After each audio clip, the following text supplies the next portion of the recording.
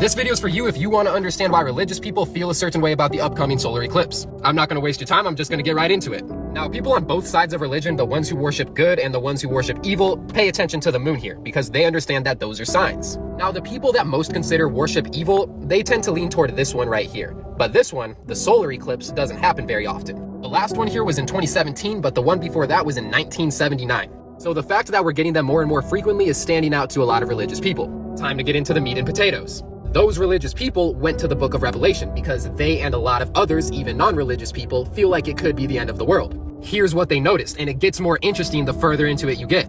These are the last 3 paths of totality for the last 3 solar eclipses that were in the US. This one right here is the one we're about to get. God says in the book of Revelations, I am the Aleph and the Toph, which are the first and the last letters of the Hebrew alphabet. The beginning and the end, the first and the last. Now with that in mind, if you look at the map here, you can see the Aleph and the Tav. So is this God? Is this a sign from God? And that's still not it. Here's another passage talking about God's return.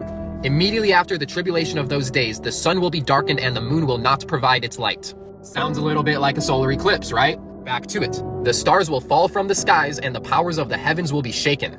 Well, NASA posted that this is going to be one of the only eclipses that we could see a large eruption of solar material, falling stars. Another thing to consider here is that in the Bible, God said it would be about 2,000 years before his return. We are currently in the year 2024. Now, a lot of people in today's generation, that's not enough. They need more. Well, God actually spoke on that too. He answered and said to them, an evil and adulterous generation, which sounds way too much like us, craves for a sign, and yet no sign will be given to it but the sign of Jonah the prophet. So who's Jonah the prophet? What's his story? Well, Jonah was tasked by God to go to a city called Nineveh, where he was going to preach the word to the people of that city and save them. Jonah did not want to do that. Jonah decided to go west and run. He went through his tribulation and then still ended up in the city of Nineveh. What's unique about that is the solar eclipse we're about to get passes over 8 cities called Nineveh. If you draw a line through all of those cities, you can tell that it passes right under Michigan, the same exact way the solar eclipse we're about to get does. This is how the Bible explains God's second coming.